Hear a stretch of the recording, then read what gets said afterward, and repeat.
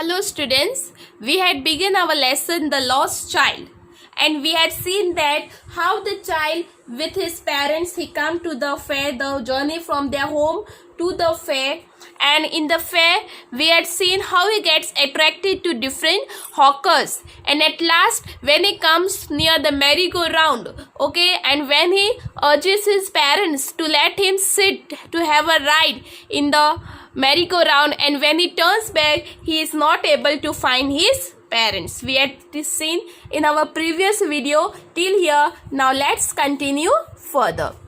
A full deep cry rose within his dry throat, and with a sudden jerk of his body he ran from where he stood, crying in real fear, "Mother, father." So the child started crying, seeing that his parents were not around him. His throat even became dry. He was crying so much, and since in the fair there is a lot of crowd, people were pushing each other, and with every jerk means move, his body moved away from the place where he was standing, and he was just crying and saying, "Father, mother."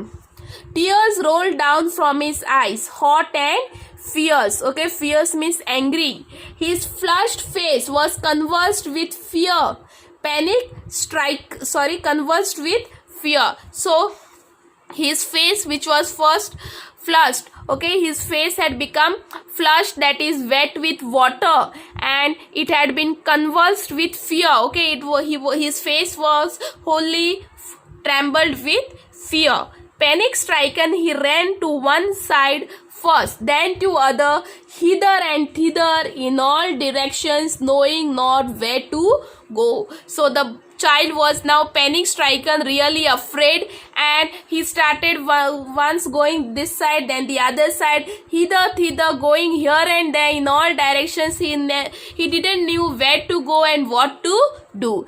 Just he yelled, "Mother and father." His yellow turban came untied and his clothes became muddy. So he might be a Sikh Punjabi. He was wearing an yellow turban on his head. That also became untied and his clothes became muddy, running here and there. Having run to and fro in a rage of running for a while, he stood defeated. So he was running here and there for a while in a rage, in angerness, and after a while he stood defeated, thinking that he couldn't find his parents at all. His cries suppressed into sobs. His cry, first he was crying and then he became sobbing, means crying more bitterly. At little distances on the green grass, he could see through his filmy eyes men and women talking. He tried to look intently among the patches of the bright yellow clothes, but there was no sign of his father and mother among these people. So after a while on the green grass, he could see through his filmy eyes. Why filmy eyes said? Because his eyes always saw something good. His eyes always saw something good, animated, and in that he started searching for his parents, but he didn't get his parents, who seemed to laugh and talk just for the sake of laughing and talking. So he could find it was another couple who were just laughing and talking, but it was not, they were not his parents. He ran quickly again, this time to a shrine. Shrine means a temple to which people seem to be crowding. So he went near the temple, but he didn't get anyone over there. Every little inch of space here was congested with men. Congested means filled with. Each and every little place in the fair was filled with men. People were surrounded there, but he ran through people's legs, his little sob lingering, "Mother, father," near the entrance to the temple. However, the crowd became very thick. Men jostled each other, heavy men with flashing murderous eyes and hefty shoulders. So he started running between the legs of the people, just yelling, "Mother, father." Then he went near the entrance of the temple. However, he could not find his parent. The crowd became more thick at the entrance of the temple, and men jostled, pushed each other. and he could see they were all heavy men with flashing murderous eyes. All were angry since people were coming and pushing each other. Okay, hefty shoulders, heavy shoulder. Okay, the poor child struggled to thrust a way between their feet. Thrust means to push a way, to make a way between their feet, but knocked to and fro by their brutal movements. Brutal means cruel movements. Okay, people were so cruel that they did not allow the child to come inside and they knocked him out. He might have been trampled underfoot. He might have been crushed. Okay, he might have been crushed underfoot by the people had he not shrieked at the highest pitch of his voice, "Father and mother." If he had not shouted at his highest pitch, okay, "Mother, father," then he would have been surely trampled by the people. A man in the surging crowd heard his cry and, stooping with great difficulty, lifted him up in his arms. So there was a kind man, okay, in this crowd, and he heard the cry of the boy, and with very difficulty he stooped with great difficulty, okay, bending with great difficulty, and he lifted him in his arm. "How did you get here, child? Whose baby are you?" the man asked as he steered clear of the mass.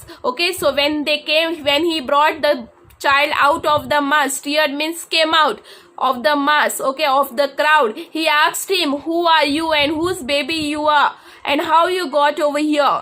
The child wept more bitterly than ever now and only cried, "I want my mother and I want my father." He started crying more bitterly ever now, and he just said, "I want my mother and father." The man tried to soothe him. Soothe means to calm him, to console him, by taking him to the roundabout. "Will you have a ride on the horse?" he gently asked as he approached the ring. The child's throat tore into 1,000 shrill sobs, and he only shouted, "I want my mother, I want my father." So the person took him to the roundabout where he was standing, from where he had got lost, and he asked if you would like to have a ride on this horse, but he yelled more louder and he said, "Now I want only my parents."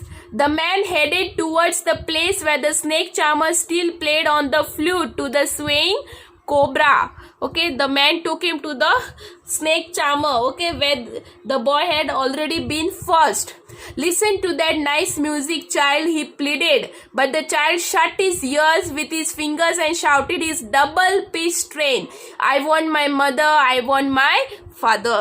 So first the child was listening at this music, but suddenly he remembers that his mother had told him not to hear such coarse music before, and now when the person took him over there, he started yelling more loudly that, "I want only my parents."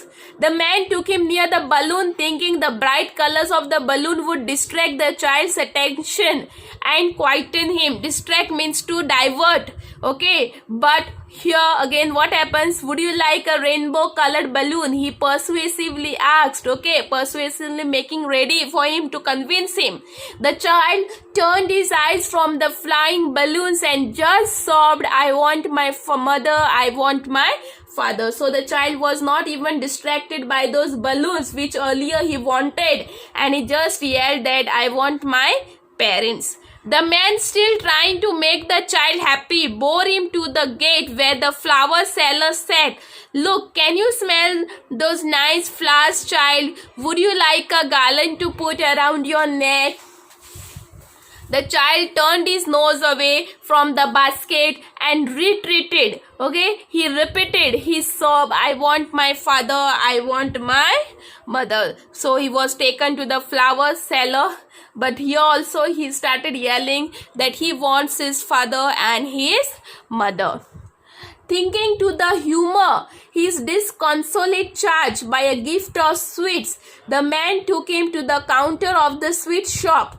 Okay, now the man started thinking that maybe this boy, thinking little bit of humor, okay, laughter, he thought maybe I will give him a gift of sweets and may he get consoled, and he took him to the counter of sweet shop.